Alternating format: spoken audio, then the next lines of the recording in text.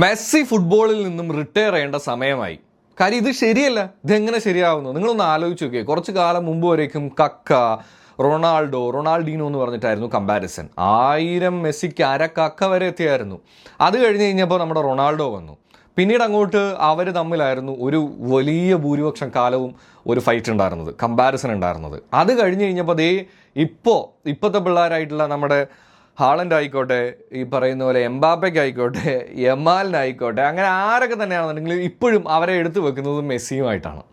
ഈ മനുഷ്യൻ ഇങ്ങനെ കണ്ടിന്യൂ ചെയ്തു പോയാൽ ശരിയാവൂല. നിർത്തേണ്ട സമയമായി. പിള്ളേർക്കൊക്കെ കളിക്കണ്ടേ, ഇതെന്തോന്നിത്?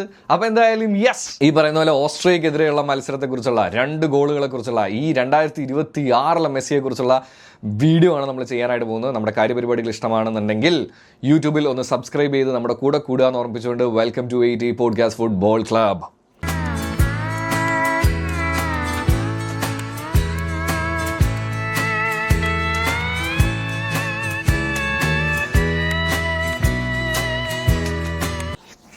ഗൈസ്, ആദ്യം തന്നെ പറയേണ്ട കാര്യം എന്ന് പറയുന്നത്, ഇത് എനിക്ക് ഭയങ്കര സന്തോഷമുള്ളൊരു കാര്യമാണ്. നമ്മൾ ഗോൾ ഓഫ് ദ സെഞ്ച്വറിയുടെ വീഡിയോ ചെയ്ത് കഴിഞ്ഞ് ആണ് ഈ മാച്ച് കാണാനിരിക്കുന്നത്. സോ അതുകൊണ്ട് തന്നെ നമ്മൾ ആ മാച്ച്, അതായത് ഈ 1986 മാച്ച് കുറേയൊക്കെ റെഫർ ചെയ്ത് ഇങ്ങനെ വീഡിയോസ് എല്ലാം കണ്ടിരിക്കുകയാണ്. നമ്മുടെ പ്രീവിയസ് വീഡിയോ കണ്ടിട്ടുണ്ടെങ്കിൽ നിങ്ങൾ മനസ്സിലായിട്ടുണ്ടാവും. അതായത് 1986 ഗോൾ ഓഫ് ദ സെഞ്ച്വറി 2002 നടന്നിട്ടുണ്ടായിരുന്ന ഫിഫയുടെ പോളിൽ വന്നിട്ടുള്ള ഗോൾ ഓഫ് ദ സെഞ്ച്വറി. ആ ഗോളിൽ ഏകദേശം 5 ഇംഗ്ലണ്ട് താരങ്ങളെയും ഗോൾ കീപ്പറിനെയും വെട്ടിച്ചു പോയി ഗോൾ അടിക്കുന്ന മറഡോണയെ കണ്ടു. ഇന്നലെ ഓസ്ട്രിയ പോലത്തെ ഒരു ടീമിനെതിരെ 5 താരങ്ങൾ ബോക്സിൽ നിൽക്കുമ്പോഴാണ്, ഗോൾ പോസ്റ്റിൻ്റെ ഫ്രണ്ടിൽ നിൽക്കുമ്പോഴാണ് മെസ്സിയുടെ 2ാമത്തെ ഗോൾ അടിക്കുന്നത് എന്നുള്ളതാണ്. അപ്പോൾ ആ 2ാമത്തെ ഗോൾ അടിച്ചത് കൊണ്ട് മാത്രമല്ല കേട്ടോ, അയാൾക്ക് 38 വയസ്സ് കഴിഞ്ഞതേ 39 ആകുമ്പോഴാണ്. അത് ഇയാൾ അറിയുന്നതേ ഇല്ല. ഇയാൾക്ക് ആരെങ്കിലും ഇത് പറഞ്ഞു കൊടുക്കണം എന്നുള്ളതാണ്. കഴിഞ്ഞ പ്രാവശ്യം ഡീപോൾ പറഞ്ഞ പോലെ തന്നെ പുള്ളിക്ക് റെക്കോർഡുകൾ എന്തൊക്കെയാണുള്ളതെന്ന് അറിയില്ല. അതൊക്കെ പോട്ടെ, പിന്നെ അത് നമുക്ക് മനസ്സിലാക്കാം. പക്ഷേ പുള്ളിക്ക് പ്രായമായി എന്നും ഇപ്പോഴത്തെ പിള്ളേർ ഇതൊക്കെ കണ്ടു കഴിയുമ്പോൾ അവരോട് തന്നെ ഒരു നാണക്കേട് തോന്നുമെന്നൊന്നും പുള്ളി ചിന്തിക്കുന്നില്ല എന്നുള്ളതാണ് കേട്ടോ. ഞാനിത് കുറച്ച് ഓവറാക്കി പറയുന്നതല്ല, ഒന്ന് ആലോചിച്ച് നോക്കണം. 38 വയസ്സിൽ, 39 വയസ്സിൽ നിന്ന് തന്നെ വേണമെങ്കിൽ കൂട്ടാം, 39 വയസ്സിൽ ഈ ജാതി പെർഫോമൻസ്, അതും ലോകത്തിലെ ഏറ്റവും വലിയ ടൂർണമെൻറ്റ് വന്ന് കാണിക്കണമെങ്കിൽ അവൻ്റെ പേര് മെസ്സി എന്ന് തന്നെ ആയിരിക്കും, ഒരു സംശയവും വേണ്ട. എന്തായാലും ഓസ്ട്രിയക്കെതിരെയുള്ള മത്സരം സത്യം പറഞ്ഞു കഴിഞ്ഞാൽ ഞാൻ അടക്കം വിചാരിച്ചുകൊണ്ടിരുന്നത് ഒരു ടൈറ്റ് മത്സരമായിരിക്കും. അവർ ഒരു ഗോളൊക്കെ അടിക്കാനുള്ള സാധ്യതകളുണ്ട് എന്നുള്ളതാണ്. എന്നാൽ അവർ അറ്റാക്ക് ചെയ്യും എന്ന് മനസ്സിലാക്കിയത് കൊണ്ട് തന്നെ ആയിരിക്കണം അവരെ കളിക്കാൻ വിട്ട് ഡിഫെൻസീവിലേക്ക് ഇറങ്ങിയ ഒരു അർജന്റീനയാണ് കാണാൻ സാധിച്ചത്. ആദ്യം ഒരു പെനാൽറ്റി കിട്ടുന്നു. പെനാൽറ്റി കിട്ടുമ്പോൾ സ്വാഭാവികമായിട്ടും ഈ പറയുന്നത് പോലെ തന്നെ എന്താണ്, നമ്മുടെ ഫിഫ ബോയ് സാധനങ്ങളൊക്കെ എന്തായാലും കയറി വരുമല്ലോ.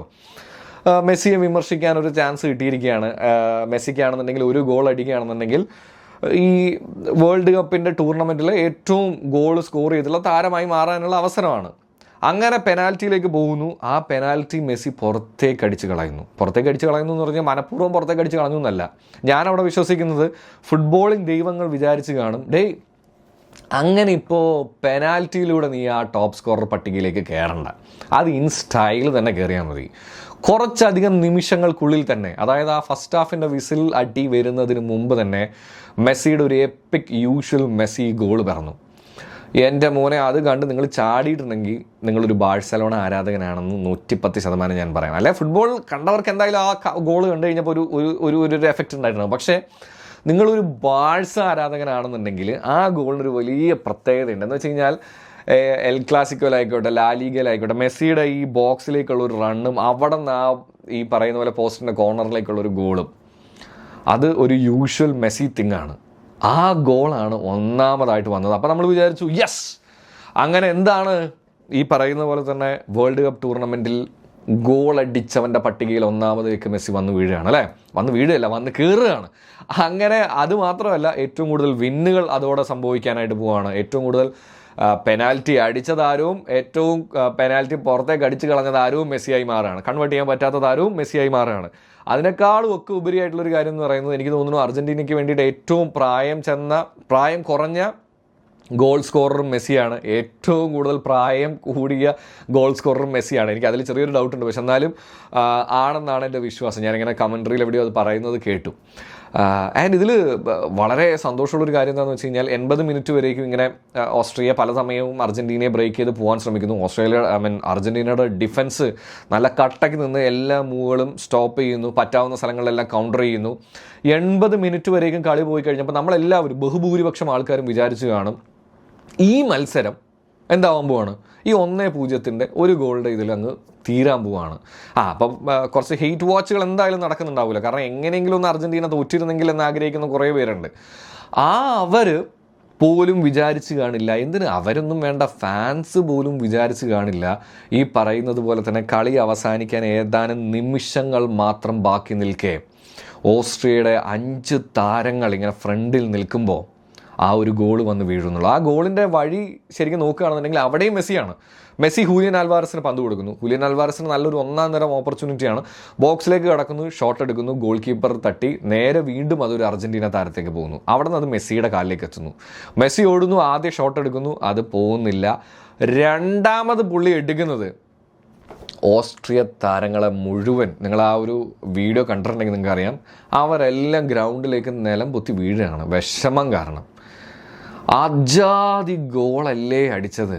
ആൻഡ് ഇപ്പോൾ 18 ഗോളുകളായി വേൾഡ് കപ്പിൻ്റെ ടോപ്പ് സ്കോറർ പട്ടികയിൽ 1-ാമനായി മെസ്സി മാറിയിരിക്കുകയാണെന്നുള്ളതാണ്. അതുകൊണ്ടാണ് ഞാൻ പറഞ്ഞത്, ഈ പറയുന്നത് പോലെ തന്നെ ഒരു സമയങ്ങളിൽ നമ്മൾ ഈ പറയുന്ന പോലെ റൊണാൾഡീനോ അങ്ങനെ പല താരങ്ങളുമായിട്ട് പുള്ളിയെ കമ്പയർ ചെയ്തു. അത് കഴിഞ്ഞ് റൊണാൾഡോ ആയിട്ടായിരുന്നു ഒരു ലോങ് ടൈം കമ്പാരിസൺ പൊയ്ക്കൊണ്ടിരുന്നത്. ഇപ്പോൾ എംബാപ്പെ, ഒലീസെ, ഈ പറയുന്ന പോലെ യമാല്, അങ്ങനെയുള്ള താരങ്ങൾ ഹാളൻഡുമായിട്ടൊക്കെയാണ് താരതമ്യം ചെയ്തുകൊണ്ടിരിക്കുന്നത്. ഇയാൾക്ക് 38 വയസ്സായി. നിങ്ങൾ ആരെ വെച്ചൊക്കെയാണ് കമ്പയർ ചെയ്യുന്നതെന്ന് ആലോചിക്കുക. ഫുട്ബോളിനെ കംപ്ലീറ്റ് ചെയ്തവനെ ആരുമായിട്ടും കമ്പയർ ചെയ്യാതിരിക്കുക. അവൻ്റെ അവസാന ഡാൻസാണ് നടന്നുകൊണ്ടിരിക്കുന്നത്, അത് പൂർണ്ണമായും ആഘോഷിക്കുക എന്ന് ഓർമ്മിപ്പിക്കുകയാണ്. ഇതിൻ്റെ അർത്ഥം മറ്റ് ഫാൻസിനെ നമ്മൾ പോയി വിളിച്ച് തെറി പറഞ്ഞ് ദേഷ്യം പിടിപ്പിക്കുക എന്നുള്ളതൊന്നുമല്ല. ഞാനിപ്പോൾ ആഗ്രഹിക്കുന്ന ഒരു കാര്യം ഞാനിപ്പോൾ എല്ലാവരോടും പറയുന്നതാണ്, എന്ന് വെച്ചാൽ ഓരോ അർജൻറ്റീന ഫാനും ഈ പറയുന്ന പോലെ തന്നെ ഒരു 2018 മുതലെന്ന് വിചാരിക്കുക, 14 മുതലെന്ന് വിചാരിക്കുക, ആ ഫൈനൽ തോറ്റ സമയം മുതലുള്ളത് വിചാരിക്കുക. ആ സമയം മുതൽ ഫോളോ ചെയ്യുന്ന ഒരാളാണെന്നുണ്ടെങ്കിൽ നിങ്ങൾക്ക് ഞാൻ ഈ പറയുന്ന ഒരു കാര്യം മനസ്സിലാവും. നമ്മൾ ഏറ്റവും കൂടുതൽ വിമർശനങ്ങൾ കേട്ടിട്ടുണ്ട്, നമ്മൾ ഏറ്റവും കൂടുതൽ കളിയാക്കലുകൾ കേട്ടിട്ടുണ്ട്. 2018 നമുക്ക് ഓർത്തിരിക്കാൻ പോലും ആഗ്രഹിക്കാത്ത ഒരു ടൂർണമെൻറ്റ് പോലത്തെ ഒരു അവസ്ഥയിലേക്ക് വന്നിട്ടുണ്ട്. പക്ഷെ അവിടെ നിന്നൊക്കെ 2022 വന്ന് എല്ലാം നേടി പിടിച്ച് തന്നവനാണ് മെസ്സി. അത് കഴിഞ്ഞിട്ട് ഈ 2026 വേൾഡ് കപ്പിലേക്ക് നമ്മളെ ഏറ്റവും, ഞാൻ ഓരോ അർജൻറ്റീന ഫാൻസിനോടും കൂടിയാണ് ചോദിക്കുന്നത്, എന്ന് വെച്ചാൽ ഇത്രയും ഫ്രീ ആയിട്ട് നിങ്ങളൊരു ടൂർണമെൻറ്റ് കണ്ടിട്ടുണ്ടാവുമോ? ഞാൻ ആസ്വദിച്ചിരുന്ന് കാണുകയാണ്. എനിക്ക് മാച്ചിന് മുമ്പ് ഒരു ടെൻഷൻ ഇല്ല. മാച്ചിന് മുമ്പ് ആരൊക്കെ അവരുടെ ഫസ്റ്റ് ലെവലിൽ ഇറങ്ങുമെന്ന് ഞാൻ ആലോചിക്കുന്നത് പോലും ഇല്ല. നമ്മുടെ ടീമിൽ എങ്ങനെ ഇറങ്ങുമെന്ന് എനിക്ക് ആലോചിക്കേണ്ട ആവശ്യമില്ല. ബിക്കോസ് ഐ നോ ഡിഫെൻഡിങ് ചാമ്പ്യൻസ്ഡാ അന്ത കൂൾ മൂഡിലിരുന്ന് വേൾഡ് കപ്പ് കാണുക എന്ന് പറഞ്ഞു കഴിഞ്ഞാൽ ദാറ്റ്സ് അടിപൊളി അവസ്ഥ. ഇത് ഞാൻ പറയാനൊരു കാര്യം എന്താണെന്ന് വെച്ച് കഴിഞ്ഞാൽ 2014 ജയിച്ചു വന്ന ജർമ്മനിയുണ്ട്. പിന്നെ 2 വർഷം അവർക്ക് കഷ്ടകാലമേ ഉച്ചിയിൽ കൊട പിടിച്ച് നിൽക്കൽ ഹേ എന്നുള്ളൊരവസ്ഥയായിരുന്നു. പക്ഷേ അവിടെ നിന്ന് അർജൻറ്റീന ഈ പറയുന്നത് പോലെ വന്ന് മെസ്സി നമുക്ക് ഡെലിവർ ചെയ്ത് തരുന്ന സാധനങ്ങളൊക്കെ ഉണ്ടല്ലോ, അത് നിങ്ങൾ ഒരു ഹെയ്റ്റും ഇല്ലാതെ, അതായത് മറ്റ് ഫാൻസിന് ഇപ്പം ഞാൻ പറഞ്ഞു കേൾക്കുന്നുണ്ട് ഇതൊക്കെ അവർക്ക് തിരിച്ചു കൊടുക്കാനുള്ള സമയം ഒന്നുമില്ല എന്ന് വെച്ച് കഴിഞ്ഞാൽ നിങ്ങൾ മെസ്സിയായിട്ട് കമ്പയർ ചെയ്യുമ്പോൾ അതിന് പറ്റിയ ഒരാളെ കമ്പയർ ചെയ്തിട്ട് നിങ്ങൾ കളിയാക്കുക. അതിനിപ്പോൾ വെക്കാൻ ഫുട്ബോൾ ചരിത്രത്തിൽ പോലും ആരുമില്ല എന്നുള്ളതാണ്. So just enjoy his last dance. ഇനി നമുക്ക് അടുത്തൊരു വേൾഡ് കപ്പിൽ മെസ്സിയെ കാണാൻ സാധിക്കില്ല, വിച്ച് ഇസ് എ ഫാക്ട്, അത് സത്യമാണ്. സോ അവൻ്റെ ഓരോ നിമിഷവും ആസ്വദിക്കുക.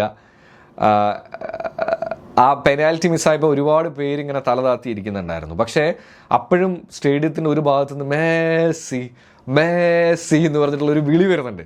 അതാണ് അവനിലുള്ള കോൺഫിഡൻസ്. അതായിരിക്കണം നമ്മൾ വെയിറ്റ് ചെയ്യേണ്ട കാര്യം. ഒന്ന് പോയാൽ അവൻ 2 എണ്ണമെങ്കിലും തന്ന് നമ്മളെ സന്തോഷിപ്പിക്കും എന്നുള്ളതാണ്. Because his name is Lionel Messi. അപ്പോൾ ചിൽ കുപ്പിച്ചിൽ.